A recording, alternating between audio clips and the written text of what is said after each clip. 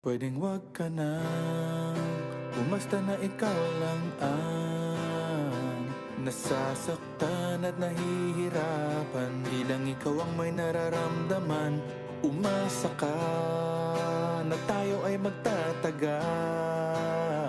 Konting tiis lamang at laging tandaan pag nagmamahal.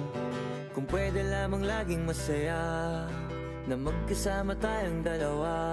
Kung may lugar na hindi uso magdrama, di sana una pa doon nakita dinala. Kaso nga wala noon, araw-araw may dumadating na hamon. Di pa natin natatapos yung kahapon. Eto na naman yung panibagong problema na nagkakapatong-patong. Tapos dadagdag ka pa, magrereklamo sa akin na hirap ka na.